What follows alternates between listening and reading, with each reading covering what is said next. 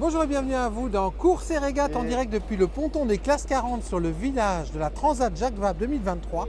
Je suis devant le classe 40 Zeiss with Cycling. Je vous propose de rencontrer tout de suite Pierrick Letouzé, co-skipper de ce classe 40 pour nous parler de la course, du bateau et puis également de son évolution. Bonjour Pierrick. Bonjour Nicolas.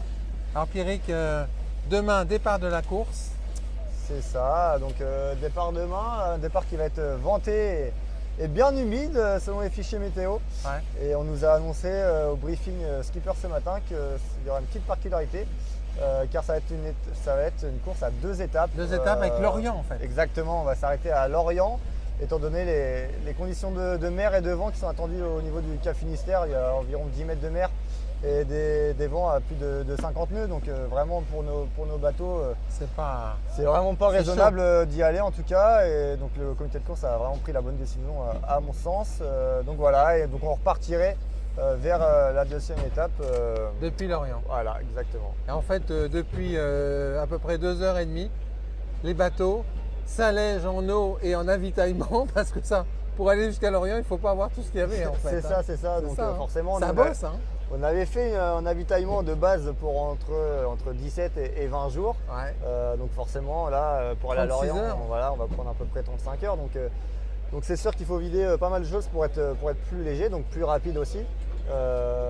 Mais non, moi, ça va être bien costaud les conditions. Alors toi, tu es skipper professionnel, tu es co-skipper sur ce Zeiss with Cycling. C'est ça. Mais tu as un parcours un peu particulier parce que dès la naissance, quelque part, tu étais programmé pour être skipper. Ouais. Non?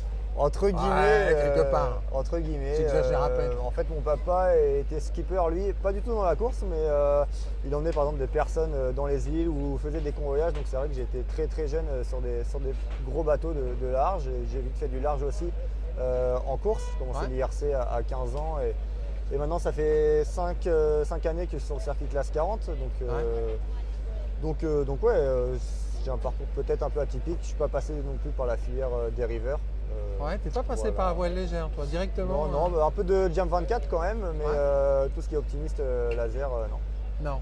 Tu étais déjà sur des bateaux plus gros à ce moment-là. Exactement. C'est de la chance quand même. Voilà, après je pense qu'il n'y a pas non plus de parcours typique pour réussir et avoir des projets dans la voile. Il y a vraiment, c'est ça aussi qui est riche dans notre sport. Il y a vraiment tout profil qu'on retrouve sur la ligne de départ. Donc voilà. Alors tu es à bord d'un bateau. Parle-nous de ce Zeiss with Cycling. Alors, le constructeur tout d'abord, c'est un Pogo. Alors c'est un Pogo exactement, donc il a été construit à Sainte-Marine dans les chantiers de structure. Ouais.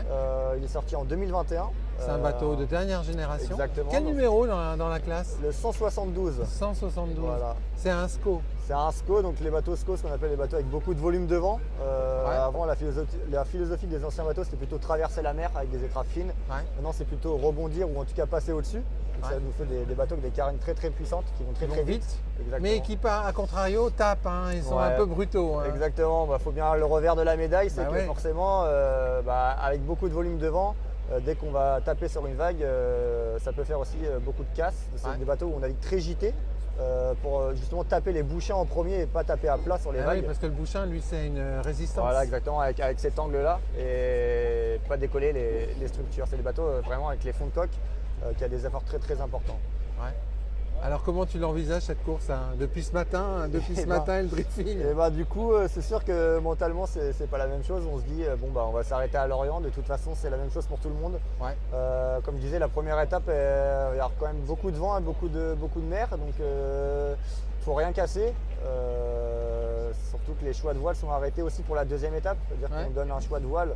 On est obligé de le respecter aussi pour la deuxième étape. Donc, c'est pas le moment aussi de casser une voile sur la première étape. Et après, ça va être la deuxième étape, ça va être vraiment la grande traversée. On va voir. Ils vont sûrement pas nous faire passer par le Cap Vert pour que quand même respecter un peu les délais d'arrivée de toutes les classes de bateaux. Il ne faut pas que tu arrives avant les gros quand même, parce que ce serait ballot. Donc voilà, donc c'est sûr un peu parcours un peu modifié. On se replonge dans d'autres aussi stratégies météo. C'est pas forcément les mêmes choix stratégiques pour aller à Lorient, donc voilà, intéressant. Alors toi, tu es co-skipper. C'est ça. C'est pas ton bateau. Non. J'ai ouï dire que tu cherchais quand même à t'émanciper à un moment donné. Ah, bah, c'est sûr, c'est sûr. J'ai eu mon propre projet en 2019 pour la Transat Jacques Vabre également, donc c'était avec Leclerc. Ouais. Après, il y a eu l'épisode Covid et tout ça, c'était un peu plus compliqué. Du coup, en fait, j'ai un peu jonglé de projet en projet en étant co-skipper. Bien que j'ai eu de la chance à trouver quand même un projet chaque année. Un beau, ouais. Et là, Zeiss, c'est un beau Ouais, projet. carrément, on a vraiment des beaux partenaires, une belle équipe aussi derrière, avec des gens qui nous soutiennent aussi. Néanmoins, forcément, j'aimerais un peu voler de mes propres ailes et voilà, avoir mon petit bébé à moi, quoi. Un petit bébé à toi. C'est un appel que tu lances.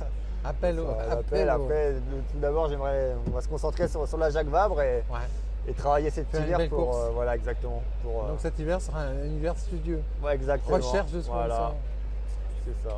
Merci beaucoup, Pierrick. Eh ben, merci à vous.